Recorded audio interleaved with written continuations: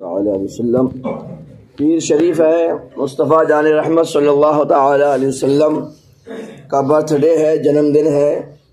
پیارے آقا صلی اللہ تعالی علیہ وسلم کا سب سے زیادہ فیوریٹ اور مبارک دن پیر شریف منڈے سوموار ہے۔ انشاءاللہ آج سے ہم یہ جو کتاب آئی ہے اس کی شروعات کرتے ہیں، اس کا ہی درس دیا کریں گے تاکہ آپ لوگوں کو خلاصے کے ساتھ معلوم ہو کہ ہم لوگوں پر کیا کیا سیکھنا ضروری ہے، اور جو یہاں آپ سنیں سمجھیں اسے اپنے گھر تک بھی سمجھائیں، کیونکہ حدیث شریف ہے نَضَّرَ اللَّهُ امْرَأً سَمِعَ مِنَّا حَدِيثًا فَحَفِظَهُ حَتَّى يُبَلِّغَهُ غَيْرَهُ، یعنی اللہ تبارک تعالیٰ اس کو خوشحال رکھے جو مجھ سے کوئی حدیث سنے اور پھر وہ اسے یاد کر کے دوسروں تک پہنچا دے۔ یہ حضور کی دعا ہے اور حضور کی دعا کبھی رد نہیں جاتی ہے۔ May Allah gladden a man hears a hadith from us, so he memorizes until he conveys to someone else۔ English ہو گئی اس کی، وہی مطلب ہے کہ اللہ تبارک تعالیٰ اس حال بندے کو خوشحال رکھے، سدا خوش رکھے جو ہم سے کوئی حدیث سنے اور اس کو یاد کر کے دوسروں تک پہنچائے۔ تو اس حدیث پر عمل کیجیے اور ہمیشہ خوشحال رہیے، کیونکہ یہ دعا حضور صلی اللہ تعالی علیہ وسلم کے مبارک منہ سے نکلی ہوئی ہے۔ آج ہم پڑھیں گے ایمان کس کو کہتے ہیں۔ ہم اپنے آپ کو مومن کہتے ہیں، مسلمان کہتے ہیں۔ ایمان کا مطلب کیا ہوتا ہے، ایمان کا ارتھ کیا ہوتا ہے، ایمان کی میننگ کیا ہوتی ہے۔ تو دیکھیے، ایمان لغت میں ڈکشنری میں تصدیق کرنے یعنی سچا ماننے کو کہتے ہیں۔ ایمان کا مطلب کیا ہوتا ہے، سچا ماننا۔ ایمان کا دوسرا ارتھ ہوتا ہے امن دینا۔ کیا دینا؟ امن دینا، شانتی رکھنا، پیس کے مطلب ہوتے ہیں۔ چونکہ مومن یعنی ایمان والا اچھے عقیدے اختیار کر کے سب سے پہلے اپنے آپ کو ہمیشہ والے عذاب سے بچا لیتا ہے، اور اس لیے کہ اچھے عقیدوں کو اختیار کرنے کو کیا کہتے ہیں، ایمان کہتے ہیں۔ جو آدمی اچھے عقیدے، اچھے بلیف رکھتا ہے، تو اچھے وچار رکھتا ہے، تو اس کو کیا کہتے ہیں، ایمان والا کہتے ہیں۔ اور اصطلاح شرع میں ایمان کے معنی ہے سچے دل سے ان باتوں کی تصدیق کرے، ان باتوں کو مانے جو ضروریات دین سے ہیں، جو دین کی ضروری باتیں ہیں ان کو سچے دل سے، میں نہیں زبان سے کہہ رہا دل میں کچھ اور ہے، سچے دل سے ان باتوں کو مانے تو اس کو کہتے ہیں ایمان۔ اور اعلیٰ حضرت عظیم البرکت فرماتے ہیں محمد رسول اللہ صلی اللہ علیہ وسلم کو ہر بات میں سچا جانے۔ حضور صلی اللہ علیہ وسلم کو ہر بات میں سچا جانے، حضور کی حقانیت کو سچے دل سے ماننا ایمان ہے۔ جو اس کا مقر یعنی اقرار کرنے والا ہوا اسے مسلمان جانیں گے۔ جو حضور کی ہر بات کو دل و جان سے مانے گا اس کو مسلمان مانیں گے۔ اور فرماتے ہیں جبکہ اس کے کسی قول یا فعل یا حال میں اللہ و رسول کا انکار یعنی جھٹلانا یا توہین نہ پائی جائے، یعنی اللہ و رسول کی کسی بات کو نہ وہ جھٹلائے نہ اس کی توہین کرے، تو ایسے انسان کو کیا کہتے ہیں، مسلمان کہتے ہیں۔ اب آپ سمجھیں مسلمان کا مطلب کیا ہوتا ہے۔ دین کی ساری باتوں کو، حضور صلی اللہ علیہ وسلم کو، رب کائنات کو سچے دل سے ماننا اور ان کی ایک ایک بات کو بالکل کنفرم، کلیئر، سچ ترٹ پورے دل کے ساتھ اس پر ایمان رکھنا۔ اب بات یہ آئی تھی ضروریات دین، تو دین کی ضروری چیزیں کیا ہوتی ہیں وہ بھی سمجھیے۔ ضروریات دین اسلام کے وہ احکام، وہ قوانین، وہ نیم، وہ لا جن کو ہر خاص عام جانتے ہوں، جیسے اللہ کریم کی وحدانیت یعنی اللہ ایک ہے، یہ دین کی اہم بات ہے۔ اللہ ایک ہے۔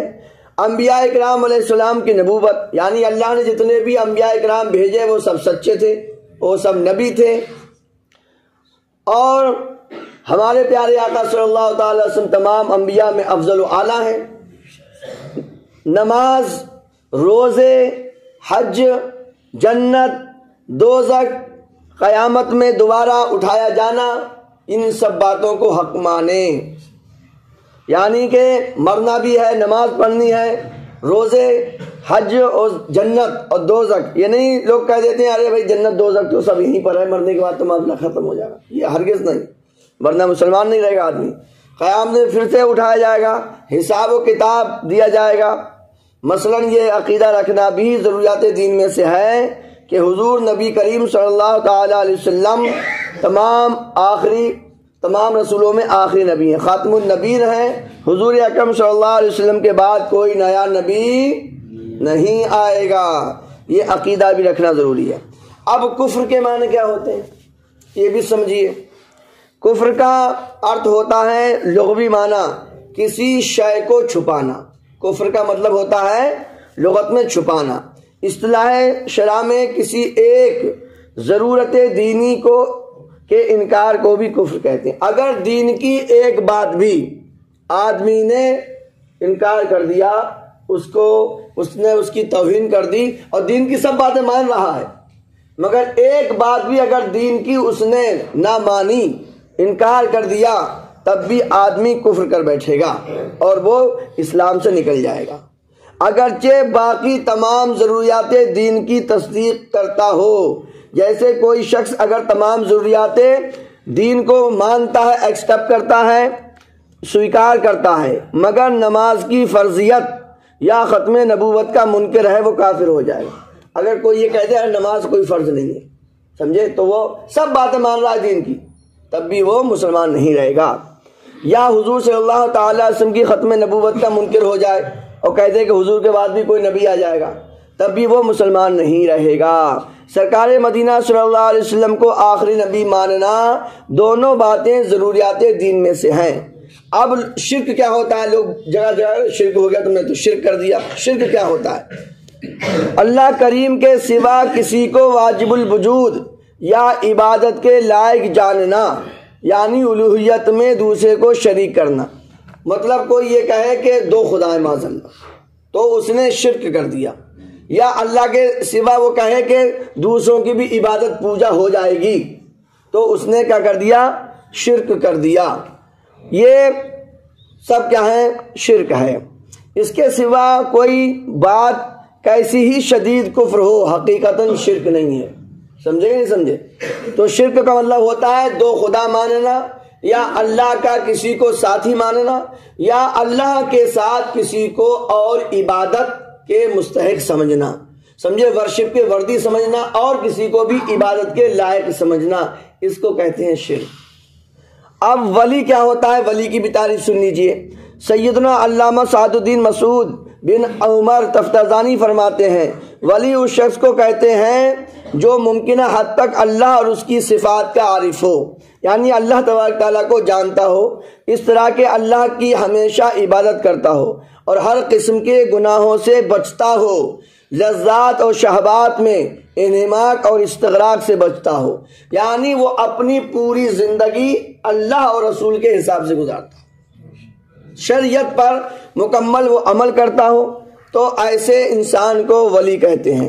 امام فخر الدین ابو عبداللہ بن عمر رازی فرماتے ہیں، ولی کی تعریف بیان کرتے ہوئے ارشاد فرماتے ہیں، ولی وہ ہے جو اعتقاد صحیح پر مبنی دلیل رکھتا ہو، یعنی صحیح عقیدہ رکھتا ہو، اچھے اعمال شریعت کے مطابق کرتا ہو، کیا کے مطابق؟ شریعت کے مطابق وہ اچھے اعمال کرتا ہو۔ اور فرماتے ہیں جب بندہ اللہ کا قرب خاص پا لیتا ہے اور اس کی پہچان میں ڈوب جاتا ہے، اس وقت اس کے دل میں اللہ تبارک تعالیٰ کے ذات کے سوا کسی کا خیال تک نہیں گزرتا، اس حال میں اسے مکمل ولایت حاصل ہو جاتی ہے، اور جب اسے یہ مقام مل جاتا ہے تو پھر اس کو کسی چیز کا ڈر نہیں رہتا اور نہ وہ کسی چیز کے سبب غمگین ہوتا ہے، جیسا کہ اللہ تبارک تعالیٰ نے قرآن شریف میں فرمایا، الا ان اولیاء اللہ لا خوف علیہم ولا هم یحزنون، کہ اللہ والوں کو نہ کسی بات کا غم ہوتا ہے نہ ہی خوف ہوتا ہے۔ اب معجزہ کسے کہتے ہیں؟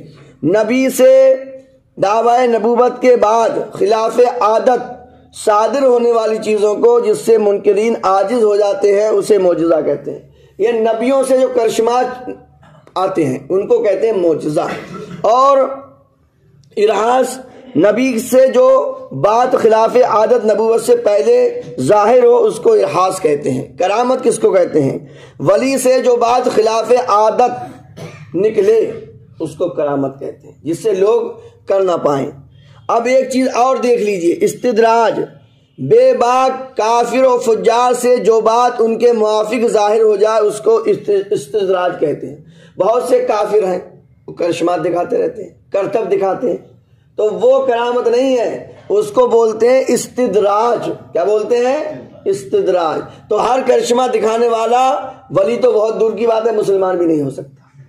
حضرت جنید بغدادی فرماتے ہیں کہ اگر دریا کے پانی پہ چلنا ولایت ہوتا تو سب مچھلیاں ولی ہو جاتی، تو سب مچھلیاں ولی ہو جاتی، اور اگر آسمان میں اڑنا یہ ولایت یعنی ولی ہونے کا پروف ہوتا تو جتنے پرندے ہیں وہ سب کیا ہو جاتے؟ چیل کوا سب ولی اللہ ہو جاتے۔ اصل چیز ہے شریعت پر پابندی سے عمل کرنا۔ امید ہے یہ باتیں آپ کو سمجھ میں آئی ہوں گی انشاءاللہ۔ اسی طرح سے ہلکا ہلکا روز بیان ہوگا، کوشش کروں گا میں۔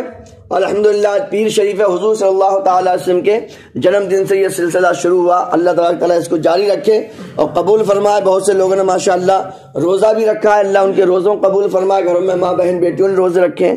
دوستو روزہ رکھو، حضور کی سنت بھی ہے، سمجھے اللہ کی عبادت بھی ہے، اور تمام بیماریوں سے بچاؤ بھی ہے۔ آج کے زمانے میں ہمیں بیماریوں سے بچنا بہت دشوار اور دوبر ہے، کیونکہ ہمارا لائف اسٹائل بہت تیزی کے ساتھ چینج ہو چکا ہے۔ کھانے پینے کا بھی حساب کتاب سب ڈگمگا گیا ہے، ہم کیمیکل کھا رہے ہیں، بہت حد تک ہم کیمیکل انٹیک کر رہے ہیں، کیمیکل لے رہے ہیں۔